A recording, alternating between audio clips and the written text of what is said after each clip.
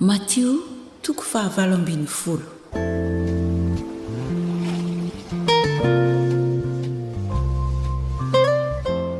Ny nampianaran'i Jesosy ny mpianany anetry tena sy amelany eloko ny namany sy ny fanoharana ny amin'ny mpitrosa tsy manan-kaloha.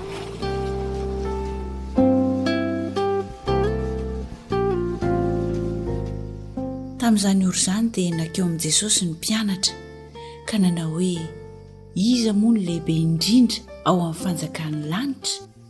Ary Jesosy niantso zazakely anankiray ankeo aminy dia nametraka azy teo afovoany ka nanao hoe Lazaiko aminareo marina tokoa, raha tsy miova ianareo ka ho tonga tahaka ny zazakely dia tsy hiditra amin'ny fanjakan'ny lanitra mihitsy ianareo.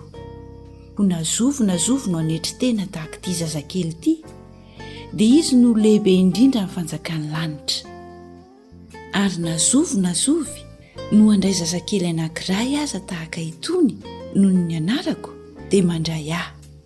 Fa nazovo no hanafitohina na dia iray aza amin'ireny madinika amin'i ireny dia tsara lavitra ho azy raha nantonana vato lehibe fikosoham-bary ny voziny ka alentika any amin'ny ranomasina lalina izy. Lozan'izao tontolo izao no fahatafitohinana, fa tsy maintsy ho avy ny fahatafitohinana nefa lozan'izay olona mahatonga ny fahatafitohinana. Korantananao na ny tongotrao no manafitohananao, tapaho izy ka ary ho afaka aminao.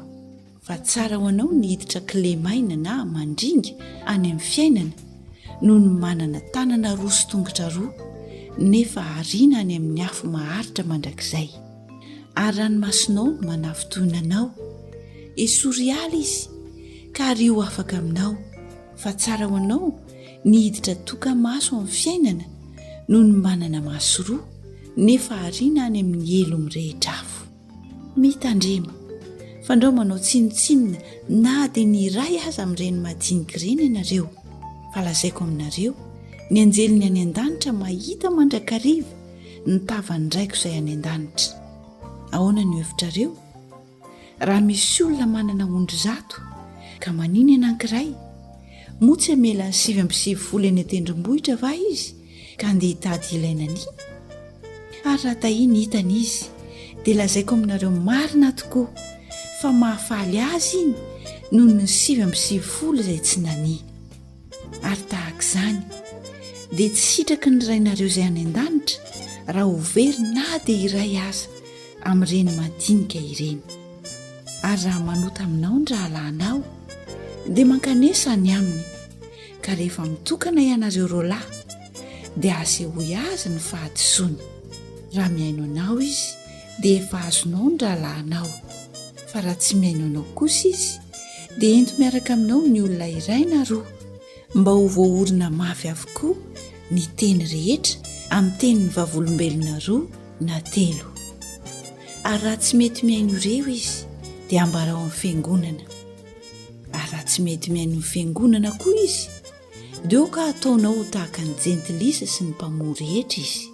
Lazaiko aminareo marina tokoa, na inona fehezinareo ety ambonin'ny tany dia ho fehezina any an-danitra. Ary na inona vahanareo ety ambonin'ny tany dia ho vahana any an-danitra. Ary lazaiko aminareo koa, raha misy roa aminareo mifanaika ety ambonin'ny tany na amin'inona ka hangataka izany dia ho azony avy amin'ny raiko izay any an-danitra izany. Fa na aiza no iangonany 2 na 3 amin'ny anarako dia ao afovoany aho. Dia nanatona Petera ka nanao taminy hoe Tompoko, impiry moa no anontany ny rahalahiko amiko ka avelako izy hatramin'ny impito va? Fa hoy Jesosy taminy, tsy lazaiko aminao hoe hatramin'ny impito, fa hatramin'ny impito amin'ny 70. Koa amin'izany ny fanjakan'ny lanitra dia tahaka ny mpanjaka anankiray izay te hidinika amin'ny mpanompony amin'ny volany.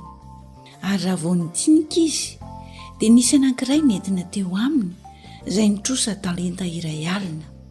Ary satria tsy nanan-kaloha izy dia nasain'ny tompony ho amidy izy sy ny vadiny aman-janany mba mifanana ny rehetra andohavana ny trosa. Dia niankoaka teo anatrehan'ilay mpanompo ka nanao hoe, tompoko, omeo andro aho fa alohako ny anao rehetra. Ary ny tompon'izany mpanompo izany dia onena azy ka nandefa azy sady namoy ny trosa taminy. Nefa no nivoaka izany mpanompo izany dia nahita mpanompo namany anankiray izay nitrosa dia narizato taminy. Dia nosamboriny izy ka notrahony sady nataony hoe, aloavo izay trosako aminao. Fa niankoaka ilay mpanompo namany ka nifona taminy nanao hoe, omeo andro aho fa alohako ny anao. Nefa tsy nety izy fa lasa nampanao azy tao an-tranomaizina mandra-pandohan'ny trosa. Ary no nihitan'ireo mpanompo namany izay efa natao dia nalahelo indrindra izy ka nandeha nanambara tsara tamin'ny tompony izany rehetra nataony izany. Dia nampanalain'ny tompony raha lehilahy ka noteneniny hoe, ry mpanompo ratsy fanahy, efa nafoko ilay trosa rehetra taminao satria nifona tamiko ianao. Moa tsy tokony mba ho namindra fo tamin'ny mpanompo namanao koa va ianao tahaka ny namindrako fo taminao? Dia tesitra ny tompony ka nanolotra azo amin'ny mpampijaly mandra-pandohan'ny trosa rehetra. Ary tahaka izany koa no ataon'ny raiko izay any an-danitra aminareo, raha tsy samy mamela ny rahalànareo amin'ny fonareo avy ianareo.